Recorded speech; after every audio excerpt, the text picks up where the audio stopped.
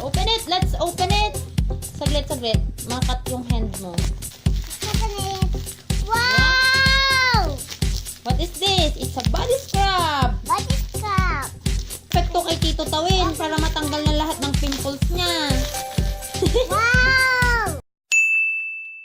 Good morning, berries! Welcome back to another vlog.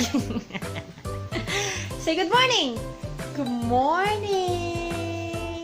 Diba guys, sabi ko kahapon na upuan ko to or nadaganan ko tong eyeglass ko and then sobrang luwang na niya kasi nga diba cracked yung gitnang ganyan. So, ang ginawa ko, binibend ko siya pa ganun. Binibend ko to dalawa.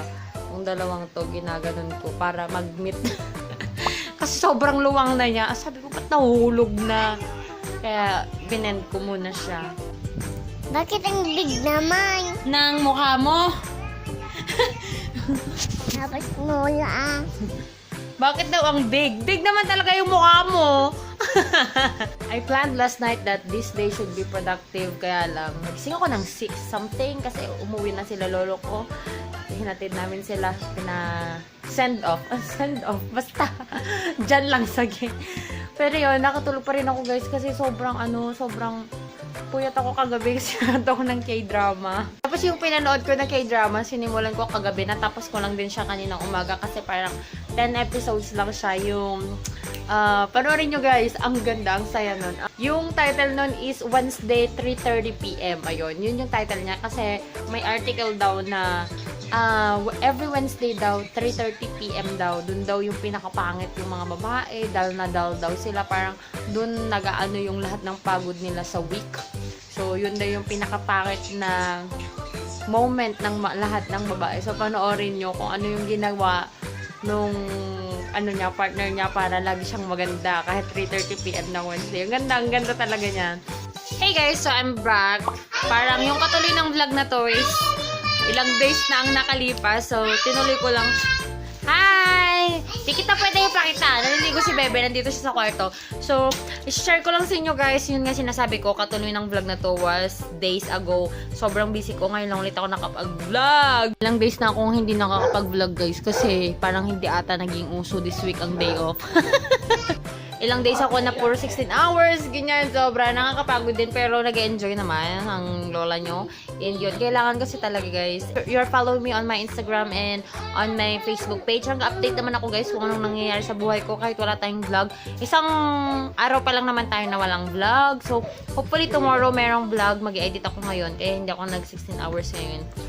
Tinagihan ko yung aking duty. Okay, so para makapag-edit na tayo at may vlog tayo tomorrow.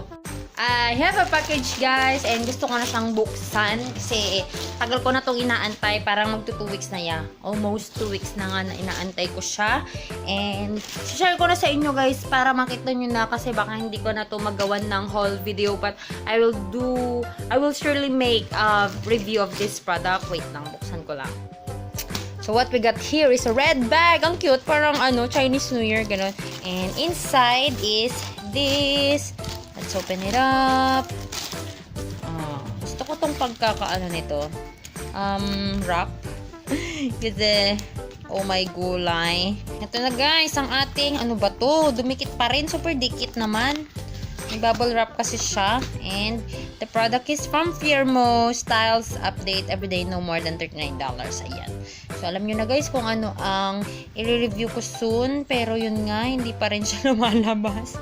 So, ito guys, yung kanyang case. Ang cute. Parang anong mga bansa to. Basta parang map siya. Map.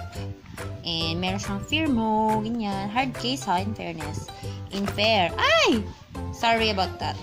Ayan. Ito ang aking napili. Ayan. Nakita nyo na ang aking pang-vlog. It's my phone. Ito ang aking napili. And yung kanyang frame is like that. Tortoise ata ang tawag dito. Akala ko nun leopard ang tawag dyan sa may ganun. Ito. Tapos, prescription glasses to guys. Tapos, itong front niya na to is magnetic. Charan! So, ito yung gagamitin ko. Yan. Tapos, pag gusto mo, ito, ano lang siya. Clip lang siya. Clip. Like that. Okay. That's it. This is how it looks on me. Let me see. okay naman siya. Thin lang yung frame. Unlike sa frame ko na to, na sobrang laki, di ba? Tapos, dito lang yung may grado lang dito lang. Kasi di ba nakita nyo ba yung vlog ko dati na nagpa-check ako sa optometrist ba yung tawag doon? Parang hindi nurse. Di alam. Basta yun, yung nag-check ng mata. So, sinend ko lang sa kanila sa Firmo yung aking details. But, you will know everything on how to order, ganyan. Mura lang to guys eh. Parang, 19, may promo kasi sila, $19, buy one take one na siya. So, parang isang frame lang yung bibilhin mo. Pati prescription glass na niya yun, $19.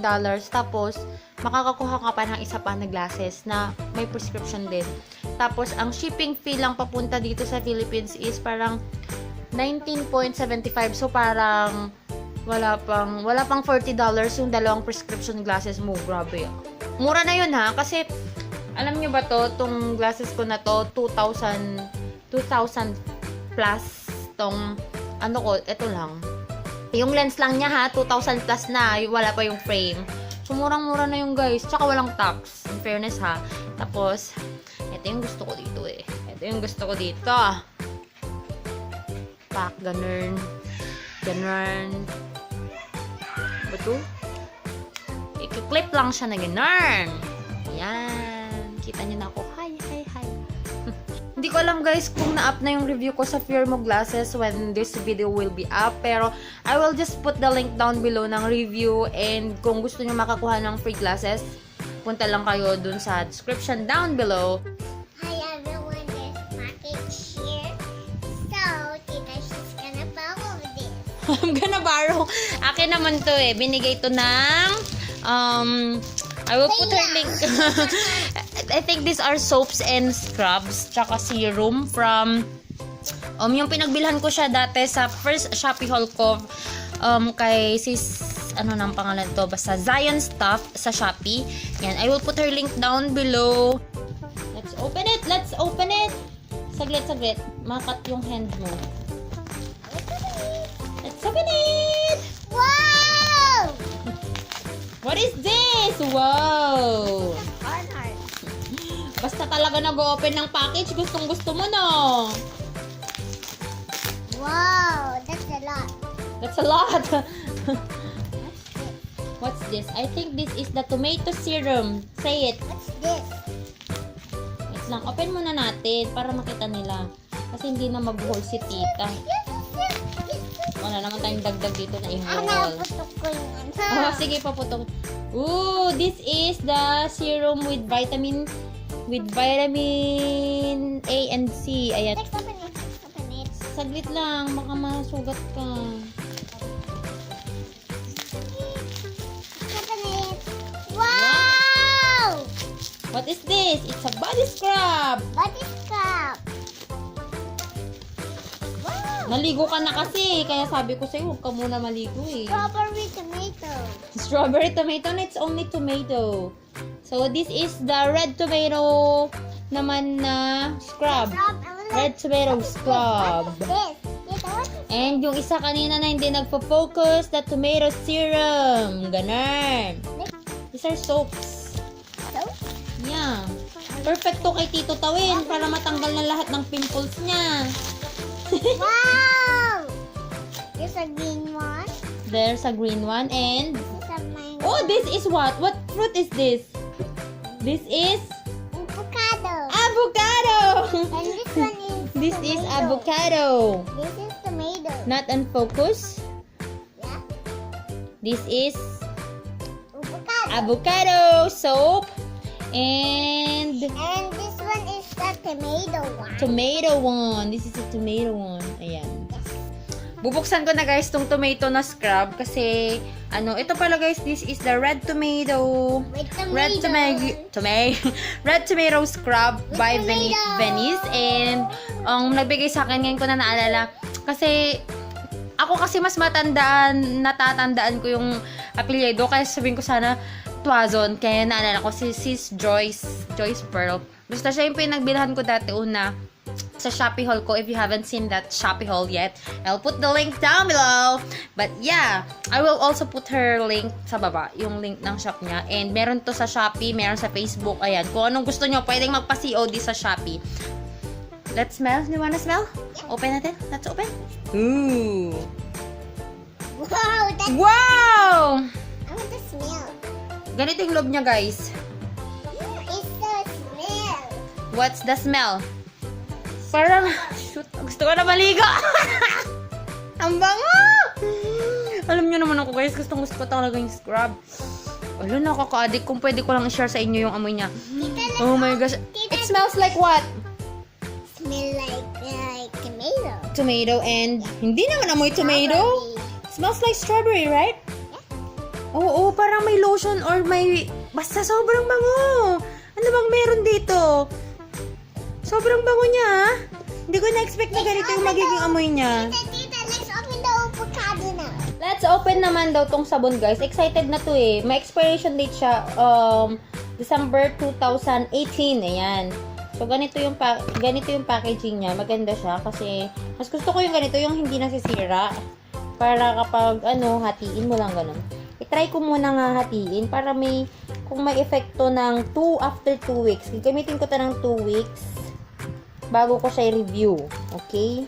Let's open it and it's like that. Kasi nakakaano daw to ng pimple marks, mga ganon. So, perfect kasi meron tayo dito. Wala ng pimple kasi may dark spot. Ayan, may konti pa dyan. So, hindi siya ma-open, baby. Smells. This one. I want to smell it. Uy, ang bango. I want to smell it. Yes, I already smelled this one. Let's open this one. Struggle is real. Wait. Yun lang, mahirap siyang buksan, pero... Ooh! Let's smell it. Let's smell it. Sama ko talaga to. Oh. It smells like May pagka... strawberry. Oo nga, parang strawberry. May pagka-strawberry siya na... Tapos may konting amoy siya na, alam niyo yung parang sabon. Yung parang Tita, let's ginagamit nilang wax. Is it wax? Hindi ko alam kung ano yung ginagawa nilang open sabon. the avocado. May konting amoy siyang ganun. Tapos, Tita, pero mas maaamoy mo yung kanyang let's open the avocado. scent ng sabon. Let's Sana hindi siya mabilis maubos. open the avocado. Hey guys, it's already 11:30 PM and hindi ko na naman namalay ng oras. So, katapos ko lang maghugas ng face ko, guys, gamit yung red tomato soap. Muntik ko na sabihin sauce. Before ako matulog, guys, maglalagay muna ako nitong red tomato serum by Venice din. Ito din. So, para matry na natin. This is my first time. Ayan. Ito na yung before natin, ha? Gawin natin to iti-take kasi mas makikita nyo yung dark spots ko kapag sa ganitong ilaw. Ayan, yan yung dark spots ko. Meron din konti dito.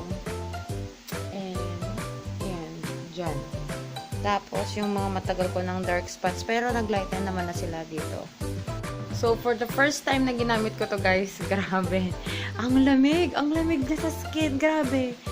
Sobrang lamig. Tapos, sobrang bango. It reminds me of a candy, pero hindi ko matandaan kung anong candy or parang food siya nung bata pa ako.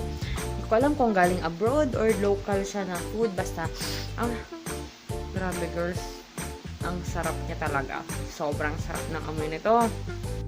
So, that's it for tonight, guys. Ito na lang yung vlog natin. I hope you enjoyed watching this video and I hope may natutunan na naman kayo sa ating vlog na ito. And if you haven't subscribed to this channel yet, please do subscribe and like this video if you do like it. And I'll talk to you guys on my next one. Bye!